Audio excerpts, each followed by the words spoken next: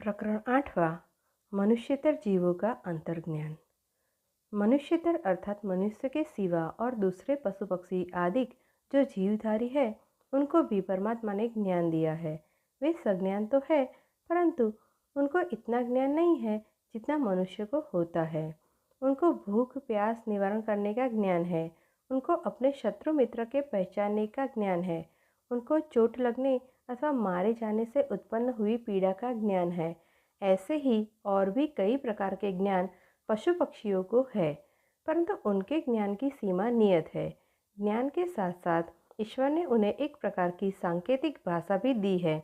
हम देखते हैं जब बिल्ली अपने बच्चे को बुलाती है तब वह एक प्रकार की बोली बोलती है। जब उसको कोई प्यार करने अथवा उस पर हाथ फेरने लगता है तब वह दूसरे प्रकार की बोली बोलती है, और जब वह क्रोध में आती है अथवा किसी दूसरी बिल्ली को देखती है तब वह एक भिन्न ही प्रकार का शब्द करती है।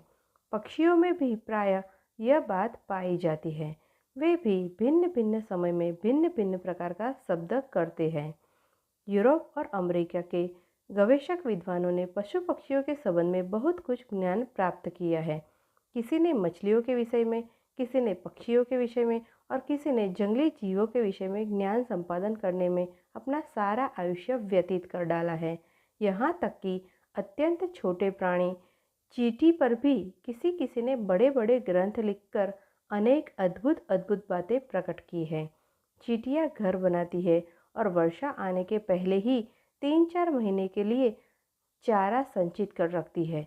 यह हम लोग प्रत्यक्ष देखते हैं, परंतु शोधक विद्वानों ने देखा है कि चींटियों में भी धनी और निर्धन होते हैं, दास और दासियाँ होती है, गाय और भैंसें होती है, और विरुद्ध दलों में कभी कभी घोड़ संग्राम तक होते हैं।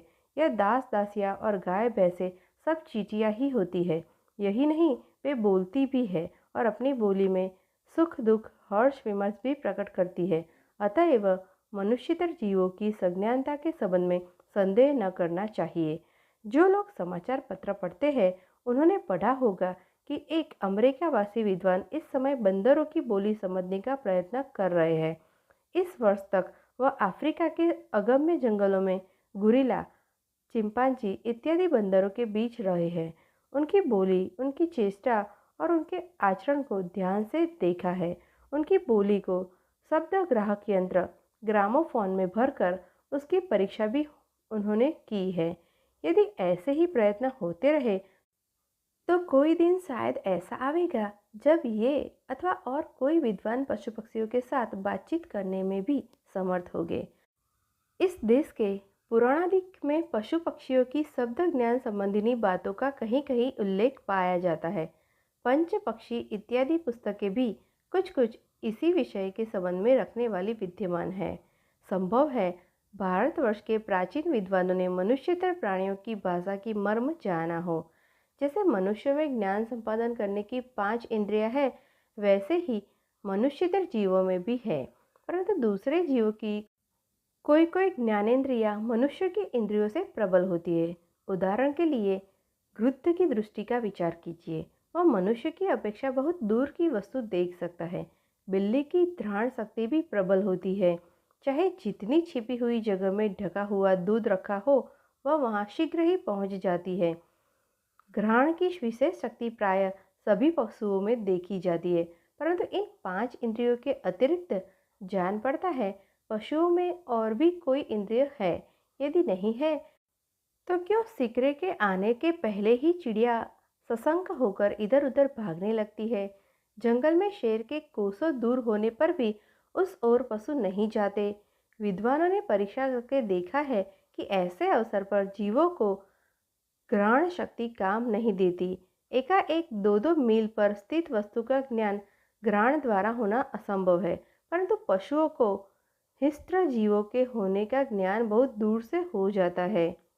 ललितपुर से होती हुई जो सड़क झांसी को आई है उस पर कई बार इक्के वालों के घोड़े शेर के शिकार हो गए हैं। जो इक्के वाले जीते बचे उन्होंने बतलाया है कि जहां पर शेर था उसके एक में इधर ही से घोड़े ने आगे बढ़ना अस्वीकार किया, परंतु हंटरों की मार ने बड़ी कठिनाई से उसे किसी प्रकार आगे बढ़ाया और 2 ही 4 मिनट में शेर ने आकर घोड़े पर आक्रमण किया। इससे क्या सिद्ध होता है? इससे यही सिद्ध होता है कि मनुष्यतर जीवों को ईश्वर ने एक प्रकार का अंतर्ज्ञान दिया है, अथवा उनको कोई ऐसी इंद्रिय दी है जिससे भावी विपत्ति की उन्हें पहले ही से सूचना हो जाती है और वे अपने प्राण बचाने का उपाय करने लगते हैं। परमात्मन, तेरी दयालुता की सीमा नहीं। हमारे देश के ज्योतिष ग्रंथों में जहाँ उत्पातों का वर्णन है, वहाँ कहीं कहीं लिखा है कि यदि कुत्ते ऐसा शब्द करने लग जाए अथवा उल्लू यो चिल्लाने लगे तो अमुक अमुक उत्पात होने की सूचना समझनी चाहिए। आश्चर्य नहीं कि प्राचीन ऋषियों ने सूक्ष्म परीक्षा द्वारा पशु छोटा सा द्वीप फ्रांसीसियो का है, उसका क्षेत्रफल 381 वर्ग मील है। उसमें 1,69,230 मनुष्य रहते हैं। वह 45 मील लंबा और 15 मील चौड़ा है। उसकी पहली राजधानी फोर्ट डी फ्रांस नामक नगर था, परंतु कुछ दिनों से सेंट पीरी नामक नगर राजधानी बनाया गया है।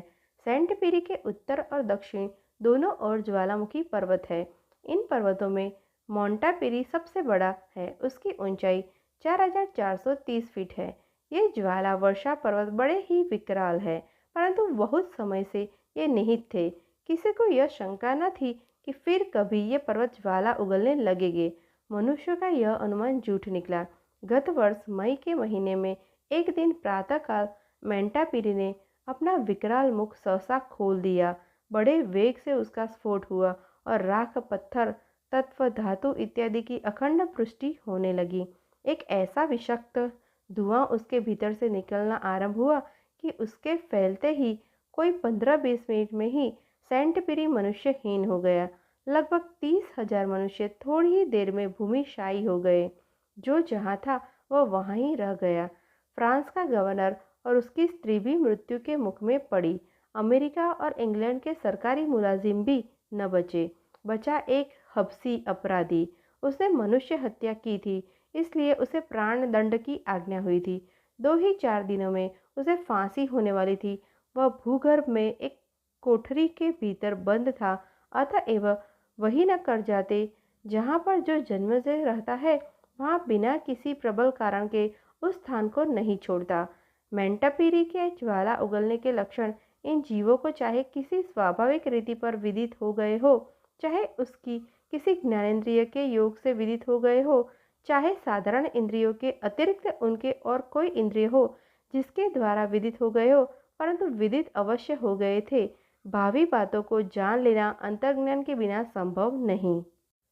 अतएव यह सिद्धांत निकलता है कि ईश्वर ने पशुओं को अपनी रक्षा करने भर के लिए यह अंतर्ज्ञान अवश्य दिया है। यदि इस प्रकार का अंतर्ज्ञान किसी स्वाभाविक रीत पर अथवा किसी इंद्रिय द्वारा हो सकता हो और उसे मनुष्य साध्य कर सके, तो लोक का कितना कल्याण हो।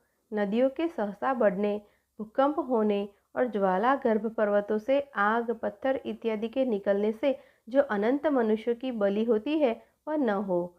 भावी उत्पात के लक्षण देख पड़ते ही मनुष्य अन्यत्र जाकर अपनी रक्षा सहज ही कर सके। करवी और स्वैस इत्यादि पंडितों ने पशु पक्षियों के जीवन शास्त्र संबंधी अनेक ग्रंथ लिखे हैं और उनमें इन प्राणियों के ज्ञान, इनकी बुद्धि, इनकी भाषा, इनके स्वभाव और इनके आचरण इत्यादि का उन्होंने बहुत ही मनोरंजक वर्णन किया है। सर जॉन लबक नामक एक शास्त्रज्ञ विद्वान इस समय भी पशु पक्षी, कीट पतंग इत्यादि जीवों का ज्ञान प्राप्त कर रहे हैं, परंतु जब से पूर्वोक्त घटना मार्टिनिक में हुई है, तब से यूरोप और अमेरिका के विद्वानों का ध्यान इस शास्त्र की और भी अधिक खींचा है। वे इस समय बड़ी बड़ी परीक्षाओं द्वारा यह जानने का यत्न कर रहे हैं कि मनुष्यतर प्राणियों को किस प्रकार भावी आपत्तियों की सूचना हो जाती है। लोगों को आशा है कि किसी समय वे इस कार्य में अवश्य सफल काम होंगे और निश्चित सिद्धांतों द्वारा मनुष्य को नैसर्गिक अनर्थों से बचाने की कोई युक्ति निकालने में भी वे समर्थ होंगे। तथास्तु। जुलाई 1906।